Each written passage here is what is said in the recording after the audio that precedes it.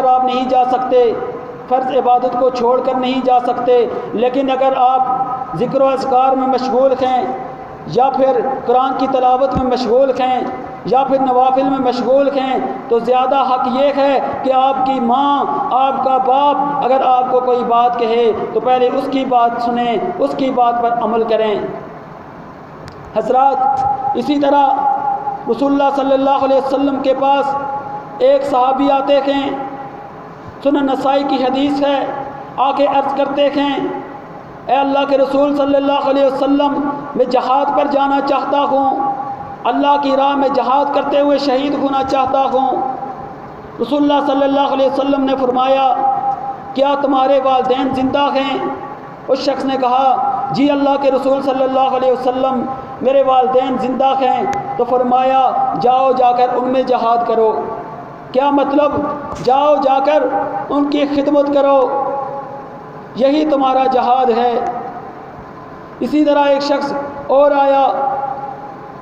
یہی امید ظاہر کی کہ مجھے بھی جہاد میں جانے کی اجازت ملے۔ رسول اللہ صلی اللہ علیہ وسلم نے فرمایا کیا تمہاری ماں زندہ ہے؟ فرمایا ہاں۔ تو کہا جاؤ جا کے ماں کی خدمت کرو، جنت تو ماں کے قدموں میں ہے۔ اس سے مراد یہ ہے کہ ماں کی خدمت کرو گے تو جنت کی راہیں آسان ہو جائیں گی۔ اسی طرح ایک نبی صلی اللہ علیہ وسلم کے دور میں ایک شخص ہیں، اسلام قبول کر لیتے ہیں لیکن یمن کے رہنے والے ہیں، مدینہ میں آنے کی خواہش ہے لیکن آ نہیں سکتے۔ وجہ کیا ہے کہ ان کی والدہ ہے، بڑی ہی بوڑھی ہے، بڑی ہی کمزور ہے۔ جب ہوش سنبھالا، باپ اس دنیا سے جا چکا تھا، ایک ماں تھی بوڑھی کمزور جو کہ اپنے بستر پر پڑی رہتی تھی، حضرت اویس کرنی ان کا نام ہے، وہ ان کی خدمت میں مشغول رہتے ہیں۔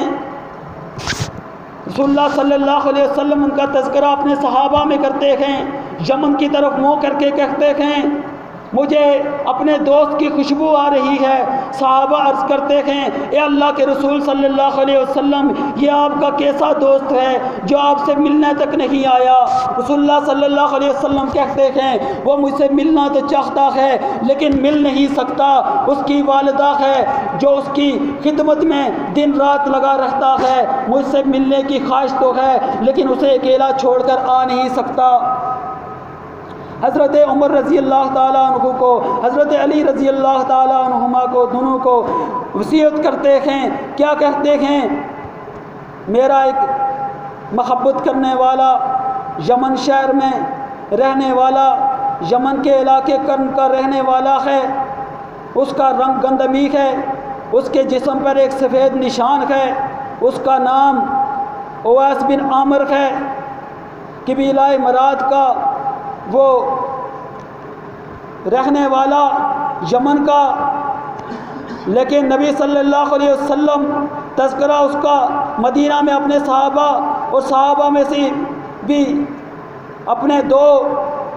خلفاء کے ساتھ کر رہے ہیں اور ان کو تلقین کیا کر رہے ہیں۔ صحابی بھی نہیں ہے، کیونکہ صحابی تو وہ ہوتا ہے جس نے ایمان کی حالت میں رسول اللہ صلی اللہ علیہ وسلم کو دیکھا ہو، صحابی بھی نہیں، لیکن رسول اللہ صلی اللہ علیہ وسلم کہتے ہیں کہ اس کا پتہ لگانا وہ تمہارے دور میں آئے گا، جب آئے گا تو اس سے دعا کروانی ہے، جو وہ ہاتھ اٹھاتا ہے اللہ کی بارگاہ میں تو اس کی دعا کو اللہ شرف قبولیت عطا فرماتے ہیں۔ وجہ کیا ہے؟ ماں کی خدمت، ماں کی خدمت، ماں کے ساتھ حسن سلوک۔ پھر حضرت عمر رضی اللہ تعالیٰ عنہما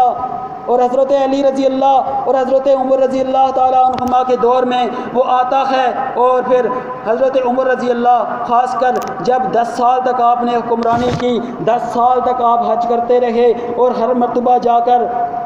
یمن سے آنے والے قافلے کے بارے میں پوچھتے اور پھر ان میں سے اویس کرنی کو تلاش کرتے، کہیں نہیں ملا، لیکن ایک مرتبہ گئے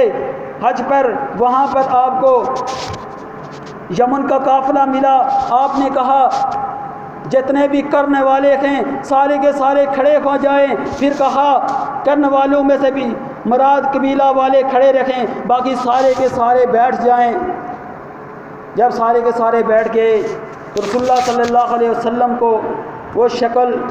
وہ مشابہت جو رسول اللہ صلی اللہ علیہ وسلم نے بتائی تھی وہ نظر آئی۔ آپ پھر گئے، جا کے اس نے پوچھا کیا تمہارا نام اویس کرنی ہے؟ تو انہوں نے کہا جی۔ پوچھا آپ کون ہیں؟ تو جواب دیا، حضرت علی رضی اللہ تعالیٰ عنہ نے جواب دیا میں علی ہوں، اور یہ امیر المومنین خلیفہ راشد حضرت عمر رضی اللہ تعالیٰ عنہ ہیں۔ چنانچہ انہوں نے کہا مجھ سے کیا غلطی ہو گئی؟ آپ دونوں سردار میرے پاس آئے ہیں، میں تو پہلی مرتبہ حج کرنے کے لیے آیا ہوں، بتائیے صحیح مجھ سے کیا خطا ہو گئی، میں آپ سے معافی مانگ لیتا ہوں۔ فرمایا آپ سے کوئی خطا نہیں ہوئی، آپ سے کوئی غلطی نہیں ہوئی، بلکہ ہم آپ کے پاس اس لیے آئے ہیں کیونکہ رسول اللہ صلی اللہ علیہ وسلم نے حکم نازل فرمایا تھا، آپ نے حکم فرمایا تھا کہ جب اویس آپ کے سامنے آئے تو پھر اس سے دعا کا کہیے گا، ان سے دعا کا مطالبہ کیجیے گا۔ کہا آپ تو سردار ہیں، آپ تو خلیفہ ہیں، آپ تو نبی صلی اللہ علیہ وسلم کے صحابہ ہیں، بھلا میں کس طرح آپ کے لیے دعا کروں؟ انہوں نے کہا ہاتھ اٹھاؤ اور ہمارے لیے دعا کرو، رسول اللہ صلی اللہ علیہ وسلم کا یہی حکم ہے۔ پھر انہوں نے ہاتھ اٹھائے اور دعا کی۔ حضرات اسی طرح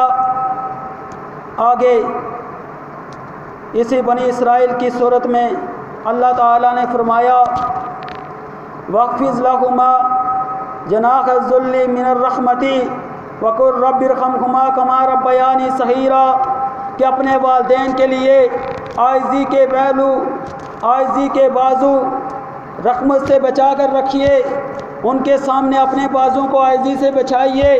اور ان کے بارے میں یہ دعا کیجیے، ان کے بارے میں یہ کہیے قُلْ رَبِّ ارْحَمْهُمَا كَمَا رَبَّيَانِي صَغِيرًا، کہ اللہ تعالیٰ ان پر رحم کر جس طرح انہوں نے ہماری بچپن میں ہماری شفقت کے ساتھ ہماری پرورش کی، محبت کے ساتھ ہماری پرورش کی۔ کیونکہ یہی ماں باپ ہوتے ہیں، جب بچہ اس دنیا میں آتا ہے تو پھر یہی ماں باپ اسے جب تک کہ وہ اپنی جسم سے مکھی بھی ہٹا نہیں سکتا تھا، جب کہ وہ بول نہیں سکتا تھا، بھوک لگتی ہے بتا نہیں سکتا تھا، لیکن یہی ماں باپ ہیں 2400 گھنٹے اس کے ساتھ رہتے ہیں، اسے کسی قسم کی تکلیف نہ پہنچ جائے، وہ بھوکا پیاسا نہ رہ جائے، اسے کوئی حشرات یا کوئی جانور نقصان نہ پہنچا دے۔ اور خاص کر اس کی ماں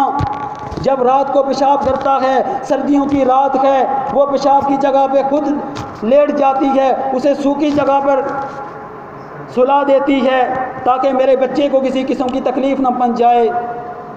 اسی لیے فرمایا ان کے لیے دعا بھی کرنی ہے، دنیا میں جب وہ موجود ہیں پھر بھی ان کے لیے دعا کرنی ہے، جب وہ اس دنیا سے چلے جائیں پھر بھی ان کے لیے دعا کرنی ہے۔ کیونکہ صدقہ جاریہ میں جو رسول اللہ صلی اللہ علیہ وسلم نے 3 اعمال بتائے ان میں سے بھی ایک یہ بھی ہے ولد صالح یدعو لہ،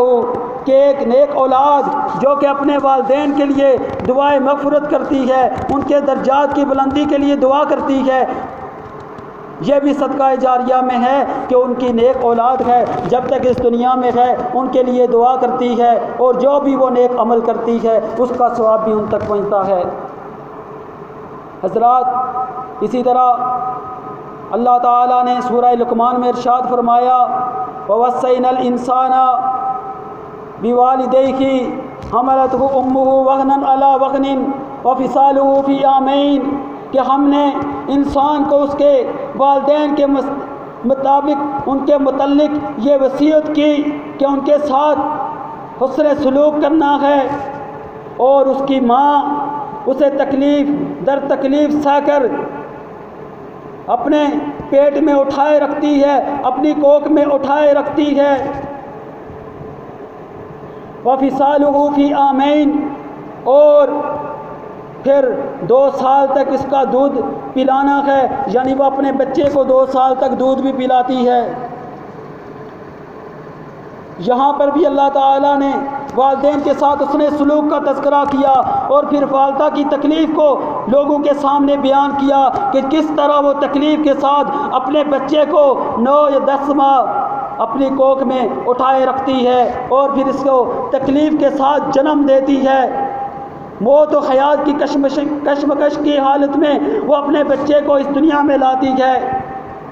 جہاں پر وہ اس کی تربیت کا باعث بنتے ہیں اس کے والدین، وہیں پر اس کو اس دنیا میں پہنچانے کا بھی باعث بنتے ہیں۔ اسی لیے خاص کر جہاں پر اپنی توقید کا ذکر کیا، وہیں پر ساتھ میں والدین کے ساتھ اس نے سلوک کا بھی ذکر کیا۔ حضرات، والدین کے ساتھ اس نے سلوک کا صلہ جو آخر میں تو ملے گا، لیکن دنیا میں بھی اس کا صلہ مل جاتا ہے۔ صحیح بخاری کی ہی روایت ہے کہ 3 شخص ہیں، 3 لوگ تھے جو کہ سفر پر جا رہے تھے۔ بڑی سخت بارش ہونے لگی، انہوں نے سوچا غار ہے اس میں پناہ لیتے ہیں، بارش سے بچنے کے لیے غار میں پناہ لی۔ جب غار میں پہنچتے تو بارش اور زیادہ تیز ہو گئی، بارش اور زیادہ تیز ہونے لگی، یہاں تک کہ ایک پتھر گرتا ہے، غار کے منہ پہ آ کے گرتا ہے اور غار اس سے بند ہو جاتی ہے۔ باہر آنے کا راستہ تو دور کی بات ہے، وہاں سے روشنی بھی اندر جانا مشکل ہو جاتی ہے، دم گھٹنے لگتا ہے۔ ان تینوں نے کہا کہ اب کیا کیا جائے؟ ایک نے کہا کہ اپنے جو نیک اعمال ہیں جو زندگی میں آپ نے کیے ہیں، اللہ تعالیٰ کو ان کا وسیلہ دیا جائے، وہ اپنے اعمال یاد کر کے اللہ تعالیٰ سے مدد مانگی جائے۔ یہاں پر ایک اور مسئلہ بھی واضح ہوتا ہے، انہوں نے کسی اللہ کے نیک نبی کو یاد نہیں کیا، انہوں نے اللہ کے کسی نیک ولی کو یاد نہیں کیا کہ ان کا وسیلہ دیا جائے۔ وسیلہ جب دیا جاتا ہے اپنے اعمال کا دیا جاتا ہے۔ چنانچہ ان میں سے ایک شخص نے کہا، اے اللہ، تو گواہ ہے کہ مجھے اپنی چچا کی بیٹی سے محبت تھی، ایک دفعہ قید سالی ہو گئی، وہ مجھ سے امداد کا مطالبہ لے کر آئی، مجھ سے کچھ رقم کا مطالبہ کیا، میں نے کہا تمہیں اس شرط پر یہ رقم دوں گا کہ تم میری بات مان لے اور میرا جو ارادہ ہے اسے پورا ہونے دے۔ چنانچہ اس عورت نے رضامندی ظاہر کر دی، لیکن اللہ کا خوف پھر بھی اس کے دل میں تھا۔ جب رضامندی ہو گئی، جب اس نے اپنی خواہش پورا کرنے کا ارادہ کیا، تو پھر اے اللہ تو گواہ ہے کہ پھر جب اس عورت نے مجھے کہا کہ ناحق بغیر مہر کے بغیر حلال کے تو میرے ساتھ یہ نہ کر، تو پھر اے اللہ میں ڈر گیا تجھ سے، اور پھر صرف تیری رضا کے لیے اے اللہ میں نے یہ برائی کا ارادہ ترک کر دیا۔ اے اللہ اگر میں نے یہ واقعی تیرے خوف اور تیری رضا کے لیے کیا تو اے اللہ اس کو اتنا ہٹا دے کہ اس سے روشنی اندر آنا شروع ہو جائے۔ چنانچہ دوسرا شخص تھا، اس نے کہا اے اللہ تو گواہ ہے کہ میرے پاس بہت سے مزدور کام کرتے تھے، سارے کے سارے اپنی مزدوری لے کر چلے گئے، لیکن ایک شخص تھا جس کو جلدی تھی، اپنی مزدوری لیے بغیر یہاں سے چلا گیا، لیکن کئی عرصے کے بعد وہ میرے پاس دوبارہ آیا، میں نے اس کی مزدوری سے کاروبار کیا، میں نے اس کی مزدوری کو ایسے ہی نہیں چھوڑ دیا بلکہ اس کو بڑھاتا گیا، یہاں پر میرے پاس بہت سے جانور، بہت سے مویشی ہو گئے، بہت سا مال دولت اکٹھا ہو گیا۔ پھر جب وہ اتنے عرصے کے بعد مجھ سے آیا، میرے سے سوال کیا، تو پھر میں نے کہا یہ سارے کا سارا تیرا ہے۔ اس شخص نے کہا میرے ساتھ کیوں مذاق کرتے ہیں آپ؟ میرے ساتھ مذاق نہ کیجئے، میں مذاق کی پوزیشن میں نہیں ہوں، میرے حالات بڑے ہی خراب ہیں، اس لیے اتنے عرصے کے بعد آپ کے پاس آیا ہوں۔ تو کہا میں مذاق نہیں کر رہا، یہ تیری جو مزدوری تھی اسی سے میں نے کاروبار کیا، یہی اسی کو میں نے بڑھایا ہے، یہ سارے کا سارا تیرا ہے۔ اے اللہ میں نے تیری خوف کی وجہ سے، تیری رضا کی وجہ سے یہ سارے کا سارا مال و اسباب اسے دے دیا۔ اے اللہ اگر تجھے یہ میری بات پسند آئی، میرا یہ عمل پسند آیا اور میں نے واقعی یہ تیری رضا کے لیے کیا تو اسے ہٹا دے۔ چنانچہ اللہ تعالیٰ نے اسے مزید پتھر کو ہٹا دیا، لیکن باہر جانے کا راستہ ابھی بھی نہیں۔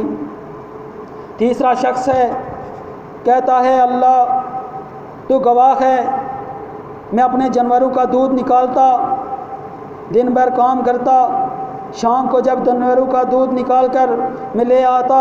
اپنے بچوں کو پہلے نہیں دیتا، اپنی بیوی کو پہلے نہیں دیتا، خود پہلے نہیں پیتا، بلکہ سب سے پہلے میں اپنے والدین کو دیتا تھا، ان کو پلایا کھلایا کرتا تھا۔ ایک مرتبہ میں آیا، میرے والدین سوئے ہوئے تھے، ان کے بستر کے پاس جا کر دیکھا تو وہ سوئے ہوئے ہیں۔ میں نے کہا ایک طرف میرے بچے بھوک سے پلک رہے ہیں، میں نے اپنی بیوی کو کہا ان کو کسی طرح سلا دو، ان کو سلا دو، بغیر کھائے پیے ہی ان کو سلا دو۔ میں دودھ کا ٹکورا لیے اپنے والدین کے بستر کے پاس کھڑا رہا، جب وہ اٹھے تو میں نے ان کو یہ پلایا۔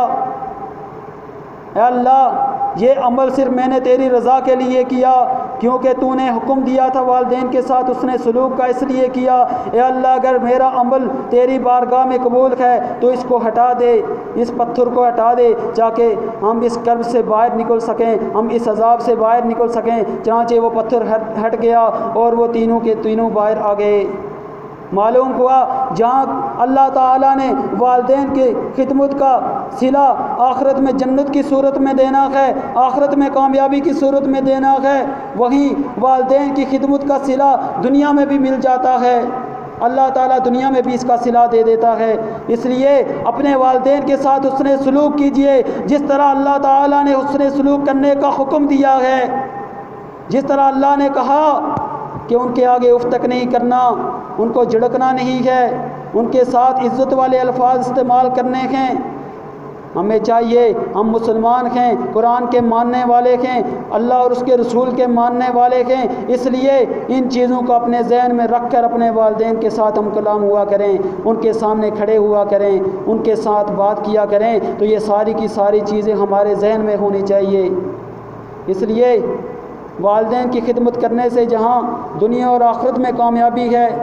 وہاں ہی والدین کی نافرمانی سے ہماری دنیا اور آخرت میں ناکامی اور نامرادی بھی ہے۔ ایک اور حدیث آخری آپ کے سامنے پیش کرتا ہوں، طبرانی کی صحیح حدیث ہے، محدث ناصر الدین البانی نے اسے صحیح قرار دیا ہے۔ طبرانی میں حدیث آتی ہے، رسول اللہ صلی اللہ علیہ وسلم نے فرمایا کہ جنت کی خوشبو 500 سال کی مسافت سے جو آپ کو محسوس ہوتی ہے جنت کی خوشبو، لیکن جو شخص والدین کے ساتھ حسن سلوک نہیں کرے گا، ان کے ساتھ بدسلوکی کرے گا، تو پھر وہ اس کی خوشبو کو بھی نہیں پا سکے گا، جنت تو دور کی بات ہے، اس کی خوشبو کو بھی نہیں پا سکے گا۔ اس لیے اپنے والدین کے ساتھ حسن سلوک کیجیے، وہ اگر آپ کے ساتھ کوئی تلخ رویہ بھی اختیار کریں تو پھر بھی اس سے درگزر کیجیے، اور احسن طریقے سے اچھے الفاظ کے ساتھ، اچھی بات کے ساتھ ان کو سمجھائیے، اور ان کے لیے ہمیشہ عزت والے الفاظ استعمال کیجیے۔ اللہ سے دعا ہے کہ اللہ تعالیٰ عمل کی توفیق عطا فرمائے۔